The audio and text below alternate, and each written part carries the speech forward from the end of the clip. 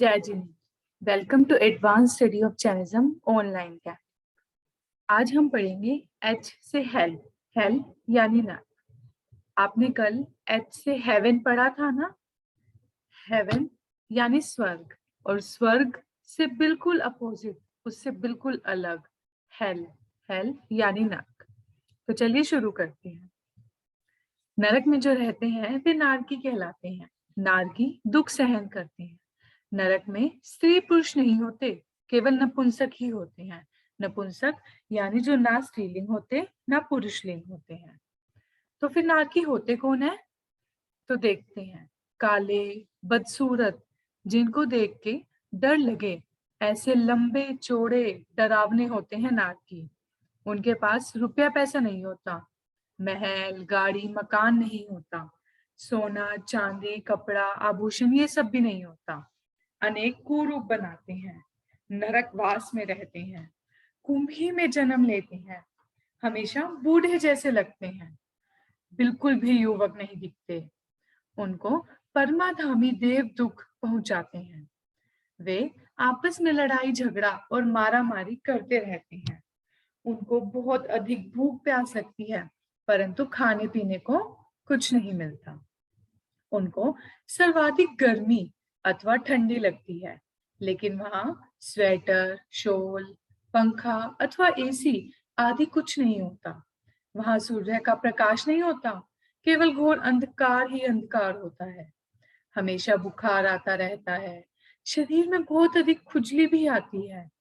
उनको बहुत दुख होता है, जिसके कारण वे रोते और शोक करते रहते हैं। अपनी इच्छा अनुसार वे कुछ भी नहीं कर सकते। तो ये आप सबने देखा कि ये हेवन से ये बिल्कुल अलग है, बिल्कुल उसका अपोजिट। ऐसे दुखदाई नरक से जब तक उनकी आयुष्य यानी उनकी आयु पूरी नहीं हो जाती, तब तक वे इससे बाहर नहीं निकल सकते। ये नरक 7 प्रकार के हैं। पहला रतन प्रभा, दूसरा शक्रा प्रभा, तीसरा वालुका प्रभा, चौथा पंख प्रभा, पांचवा धूम्र प्रभा, छठा तमह प्रभा और सातवां तमह तमह प्रभा। तो इस दुखदाई नरक में जाता कौन है? आप भी ये सोच रहे होंगे कि इतनी गंदी जगह कोई जाना पसंद तो नहीं करेगा। पर हम देखते हैं कि इसमें कौन जाता है, किसको नरक की प्राप्ति होती है। सर्वाधिक जीवों को मारने वाला, जो जीव हिंसा करता है, सर्वाधिक धन इकट्ठा करने वाला, अंडे खाने वाला यानी एग्स खाने वाला, अंडे से बनी वस्तुओं को खाने वाला, जैसे कुछ केक्स होते हैं जिनमें अंडे होते हैं, शराब सिगरेट पीने वाला या जुआ खेलने वाला, पान मसाला गुटखा खाने वाला, नॉन वेज अथवा अंडे वाला केक, कैडबरी, आइसक्रीम, पिज्जा, चीज ये सब खाने वाला, और चमड़े की वस्तुओं का प्रयोग करने वाला। चमड़े की वस्तु यानी लेदर का प्रयोग करने वाला, जैसे लेदर के शूज, लेदर के बेल्ट्स, ये सब चीजें आती है। जो भी इन आर्ट स्कूल में परीक्षा के दौरान यदि तुमको प्रश्न का उत्तर नहीं आता और तुम अपने मित्र से पूछकर प्रश्न का उत्तर लिख देते हो, तो वह भी बेईमानी है। तुमने गलत काम का इस्तेमाल करा, तुमने चीटिंग करी। तो यह, अगर तुम चीटिंग करते हो तो तुम ईमानदार नहीं हो।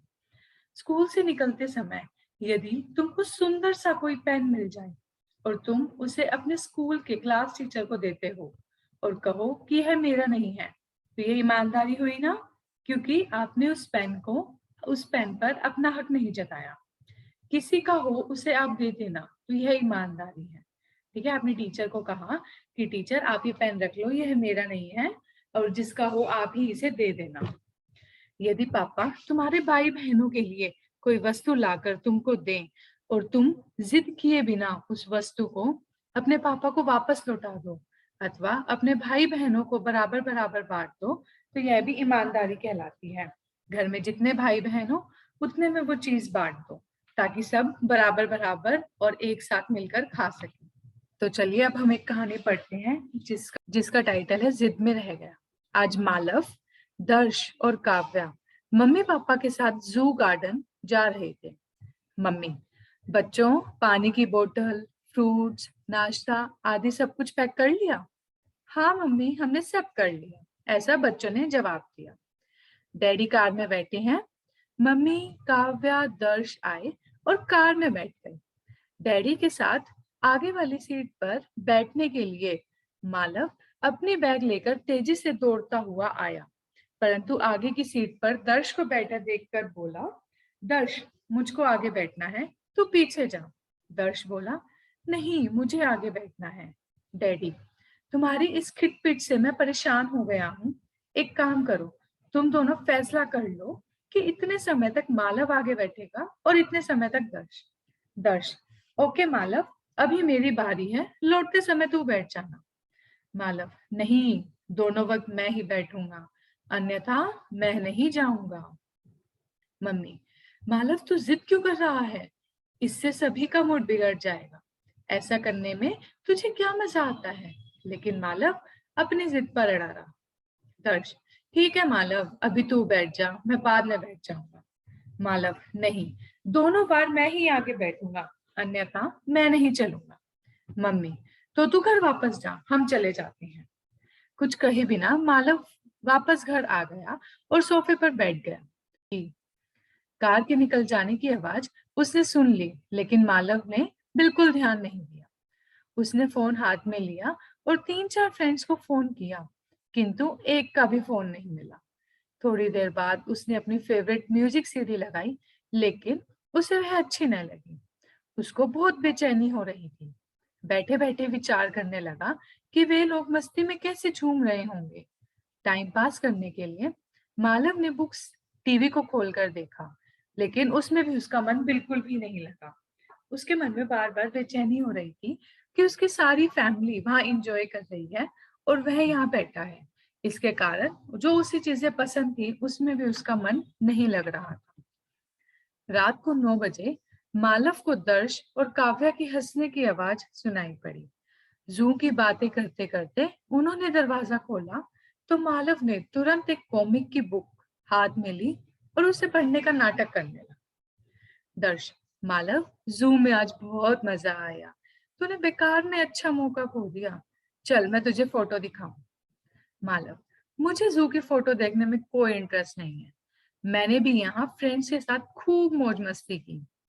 अगले दिन नाश्ता करते करते दर्श और काव्या जू की बात करते रहे। काव्या, दर्श, वहां जो डांसिंग बतखें थी वह कितनी सुंदर थी, और 2 हाथी जो अपने 2 पैरों पर चल रहे थे वे भी कितने सुंदर थे। दर्श, लेकिन सबसे बढ़िया तो उस बंदर का शो था। मालव ध्यान से उन दोनों की बातों को सुन रहा था, किंतु उसका उनमें कोई इंटरेस्ट नहीं है ऐसा दिखावा कर रहा था। अंदर ही अंदर उसे बहुत गिल्ट फील हो रहा था, पर वह ये औरों को दिखा नहीं रहा था। दर्श, मालूम है बंदर को ये कैसे पकड़ते हैं? मुझे उसके रखवाले ने यह बात बताई। आपको पता है बंदरों को कैसे पकड़ते हैं? जंगल से बंदर को पकड़ने के लिए एक जालीदार बॉक्स को काला करके उसमें एक केला लटका देते हैं।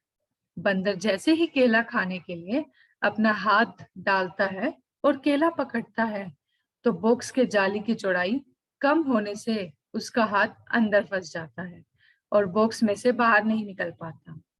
यदि हाथ बाहर निकालता है तो केला छोड़ना पड़ेगा, किंतु बंदर तो जिद्दी होते हैं, वह केला नहीं छोड़ते और फंस जाता है। काव्या, बंदर कितना मूर्ख होता है, मालव मन में कहने लगा। मैंने भी बंदर जैसा ही काम किया है, आगे की सीट पर बैठने की जिद की है, मम्मी पापा की बात नहीं सुनी। अपनी जिद के कारण बंदर की तरह पूरा दिन घर में बोरिंग होकर बिताना पड़ गया और जू का मजा खो दिया। उसे अब पछतावा होने लगा। मालव को अपनी भूल समझ में आ गई।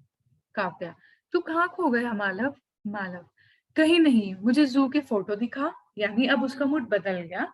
उसने सोचा कि वह आगे से ऐसी जिद नहीं करेगा। तो हमें इस स्टोरी से मोरल मिलता है कि सामने वाले की बात सच्ची होने पर भी उसकी बात न मानकर अपनी बात पर अड़े रहना ही जिद कहलाता है।